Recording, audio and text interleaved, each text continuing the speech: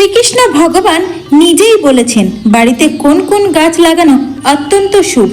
এই গাছগুলো শুধু অকাল মৃত্যু থেকে রক্ষা করে না, বরং ঘরে সুখ, সমৃদ্ধি, আনন্দ এবং মা লক্ষ্মীর কৃপা স্থায়ী করে তোলে।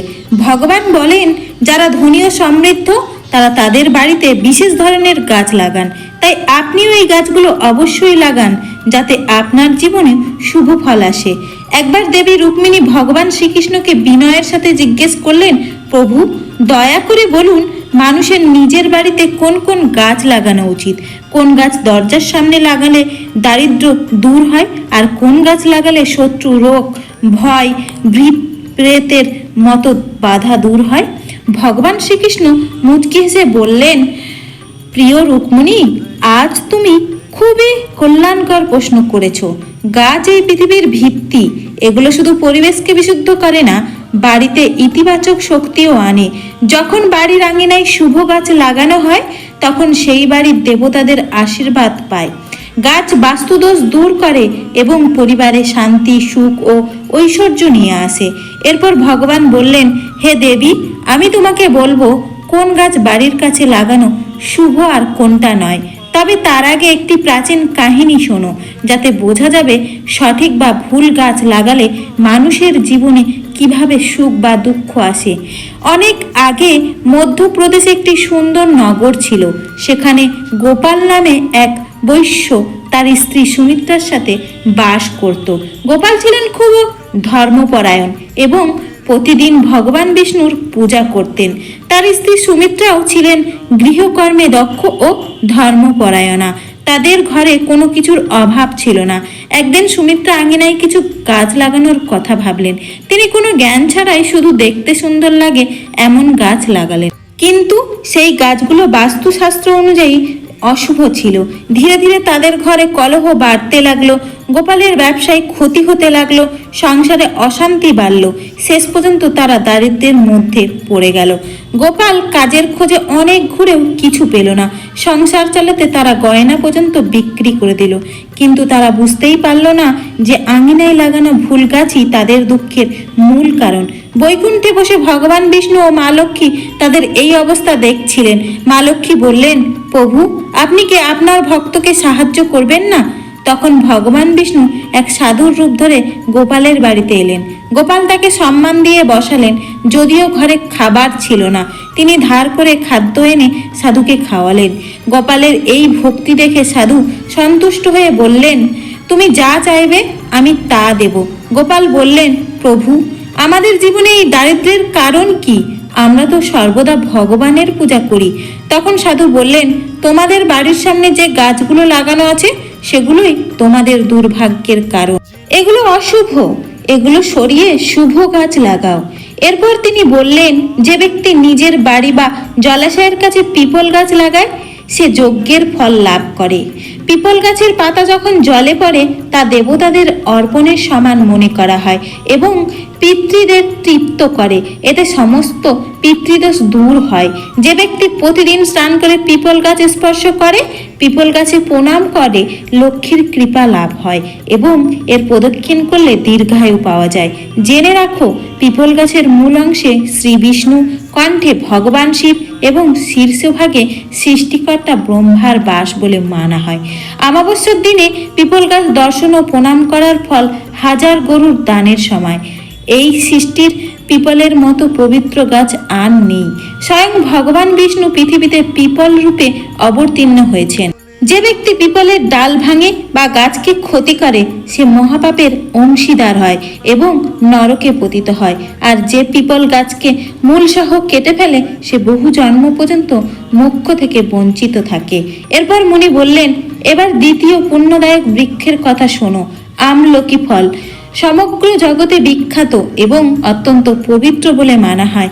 যে ব্যক্তি প্রতিদিন আমলকি সেবন করে এবং সে জন্মমৃত্যু চক্র থেকে মৃত্যু পায়। এই ফল শ্রীহরি বিষ্ণুর অতি প্রিয়। আমলকি খেলে শরীর শক্তিশালী হয়, আয়ু বৃদ্ধি পায় এবং এর রস পান করলে রোগ দূর হয়। যদি আমলকির রস জলে মিশিয়ে স্নান করা হয় তবে দারিদ্র দূর হয়ে সমৃদ্ধি আসে। যে ঘরে আমলকি থাকে সেখানে ভূত, প্রেত বা নেতিবাচক শক্তি প্রবেশ করতে পারে না। একাদশীর দিনে আমলকি পূজা করলে সব তীর্থের থেকেও বেশি পুণ্য লাভ হয়। এমন ঘরে লক্ষ্মী নারায়ণের বাস হয়। এরপর মুনি বললেন, এবার তৃতীয় শুভ বৃক্ষের কথা জানো, অশোক গাছ। অশোক গাছে অপ্সরাদের বাস বলা হয়। এই গাছ জীবনের শোক দূর করে, দুঃখ ও হতাশা মুছে দিয়ে হৃদয়ে আনন্দে ভরে তোলে। তাই বাড়ির আঙিনা বা দরজার কাছে অশোক গাছ লাগানো উচিত। বাড়ির আশেপাশে লাগানোর জন্য আরও কিছু শুভ গাছ রয়েছে, যেগুলো শুধু শান্তি, সুখ ও সমৃদ্ধিই আনে না, দেবতাদের স্থায়ী বাসও আকর্ষণ করে। যেমন 1, অশোক গাছ সৌন্দর্য ও শক্তির প্রতীক। এই গাছ বাড়িতে শীতলতা, সৌন্দর্য ও তারুণ্য নিয়ে আসে। যখন মা লক্ষ্মী সীতারূপে অবতীর্ণ হয়ে রাবণের দ্বারে অপহৃত হয়ে অশোক বটিকায় ছিলেন, তখন এই গাছই তার সঙ্গে দিয়েছিলেন। মা সীতা আশীর্বাদ করেছিলেন, যেখানে অশোক গাছ থাকবে সেখানে তার কৃপা থাকবে। তাই এই গাছ সুখ, সৌন্দর্য ও শান্তি বজায় রাখে। পাকড় গাছ যজ্ঞের সময় পুণ্যদায়ক, কলিযুগে যজ্ঞ করা কঠিন, তাই পাকড় গাছ রোপণ করাই যজ্ঞের সমান পুণ্য দেয়। নিম গাছ আয়ু ও স্বাস্থ্যের দাতা। নিম গাছ সূর্যদেবের প্রিয়। এটি লাগালে দীর্ঘায়ু, রোগ মুক্তি ও সমৃদ্ধি আসে। মা লক্ষ্মীর কাছেও নিম অত্যন্ত প্রিয়। জাম গাছ কন্যা প্রাপ্তির সংকেত। যারা কন্যা সন্তান চান তাদের বাড়িতে সামনে জাম গাছ লাগানো উচিত। এতে কন্যা জন্ম হয়, যে পরিবারকে গৌরবান্বিত করে। বেল ও গোলাপ গাছ শিব পার্বতীর যৌথ বাস। বেল গাছে শিব এবং গোলাপে পার্বতীর বাস মানা হয়। বেলের পাশে গোলাপ লাগালে সেই বাড়িতে সর্বদা শিব পার্বতীর কৃপা থাকে। সেখানে দারিদ্র্য, অকাল মৃত্যু বা বৈধব্য আসে না। নারকেল গাছ সন্তান ও সৌভাগ্যের প্রতীক। নারকেল গাছ লাগালে উত্তম ও সদ্গুণী সন্তানের প্রাপ্তি হয়। এটি সব ধর্মীয় আচার অনুষ্ঠানে গুরুত্বপূর্ণ এবং অত্যন্ত শুভ। পারিজাত গাছ সমুদ্র মন্থন থেকে উৎপন্ন লক্ষ্মীপ্রিয়। এই গাছ বাড়িতে লাগালে ধন, সৌভাগ্য ও মা লক্ষ্মীর বিশেষ কৃপা লাভ হয়। ডালিম গাছ সুন্দর ও সৌভাগ্যশালী স্ত্রী লাভের কামনায় এটি লাগানো হয়। এর লাল ফুল ও ফল শুভ শক্তি ছড়ায় এবং এটি লক্ষ্মীর প্রতীক বলে মানা হয়। 9, পলাশ গাছ ব্রহ্মতেজ প্রদানকারী পলাশকে ধর্মবৃক্ষ বলা হয়। এটি ভগবান ব্রহ্মা ও অগ্নির প্রতীক হিসেবে মানা হয়। এর লাল ফুল শক্তি, উদ্যম ও তেজের প্রতীক। পলাশ গাছ ধ্যান, সাধনা ও ব্রহ্মতেজে বৃদ্ধি করে। এর কাঠ ও পাতা যজ্ঞে ব্যবহৃত হয় এবং পরিবেশকে পবিত্র করে। সহজন গাছ রোগনাশক ও স্বাস্থ্যদায়ক। যে ব্যক্তি কোনো রোগে ভুগছেন তার সহজন গাছ লাগানো উচিত। এই গাছ বহু গুরুতর রোগ দূর করে এবং শরীরকে শক্তিশালী ও সতেজ করে। এবার জানুন কোন গাছগুলো বাড়ির সামনে লাগানো উচিত নয়। 1, কাঁটাযুক্ত গাছ মরুভূমির গাছ। কাঁটাযুক্ত গাছ নেতিবাচক শক্তি ছড়ায়। এগুলো বাড়িতে ঝগড়া, অশান্তি ও অসন্তোষ বাড়ায়। এমন গাছ বাড়ির ভেতরে বা সামনে লাগালে বাস্তুর সৃষ্টি হয়, যার ফলে অর্থনৈতিক সমস্যা, রোগ এবং পারিবারিক বিবাদে বাড়ে। তাল গাছ, পাম গাছ। তাল গাছ বাড়ির জন্য অশুভ বলে মানা হয়। বলা হয়, যেখানে তাল গাছ থাকে সেখানে সন্তানের সুখে বাধা আসে এবং শিশুদের উন্নতি থেমে যায়। বাড়ির গাছ ও বাস্তু রহস্য: কোনো গাছ সুখ দেয় আর কোনো গাছ দুঃখ। প্রত্যেকেই চায় তার বাড়িতে সুখ শান্তি থাকুক, পরিবারের ভালোবাসা বজায় থাকুক এবং অর্থের অভাব না হোক। কিন্তু অনেক সময় কঠোর পরিশ্রমের পরও বাড়িতে অশান্তি, মানসিক অশান্তি ও আর্থিক সমস্যা দেখা দেয়। বাস্তুশাস্ত্র অনুযায়ী এর একটি বড় কারণ হতে পারে বাড়ির চারপাশের গাছপালা। যে গাছগুলো এড়িয়ে চলা উচিত। যেসব গাছ কাটলে বা ভাঙলে দুধের মতো রস বের হয় সেগুলো বাড়ির আশেপাশে লাগানো উচিত নয়। এগুলো নেতিবাচক শক্তি ছড়ায়। বাবুল গাছ বাড়ির সামনে লাগানো অত্যন্ত অশুভ। এতে বাড়িতে ঝগড়া ও বিবাদ আসে। বের গাছও সামনে থাকা উচিত নয়। এটি নেতিবাচকতা বাড়ায় এবং অর্থহানির কারণ হয়। আম গাছ বাড়ির খুব কাছে লাগানো উচিত নয়, কারণ এর ছায়া বাড়ির উপর পড়লে অশুভ প্রভাব পড়ে। পেঁপে গাছ মূল দরজার সামনে থাকা উচিত নয়, এটি ধন সম্পদ নষ্ট করে। দিক অনুযায়ী সতর্কতা: পিপল যদি বাড়ির পূর্ব দিকে থাকে তবে দারিদ্র্য বাড়তে পারে। বট গাছ অর্থাৎ বট যদি পশ্চিম দিকে থাকে তবে দুঃখ কষ্ট বাড়ে। তুলসী যদি দক্ষিণ দিকে রাখা হয় তবে সন্তানদের কষ্ট হতে পারে। শুকনো গাছের ছায়া বাড়ির ওপর পড়লে তা অশুভ সংকেত। এমন গাছ দ্রুত সরিয়ে ফেলা উচিত। কাঁটাযুক্ত গাছের প্রভাব। ক্যাকটাসের মতো মরুভূমির গাছ কঠিন পরিবেশে বেঁচে থাকার জন্য তৈরি।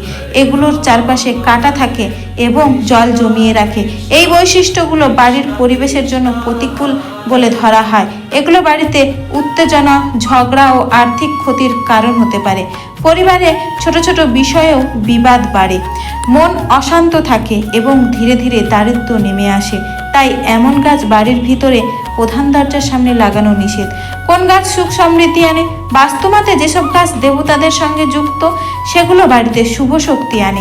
পিপল গাছ ভগবান বিষ্ণুর প্রিয়।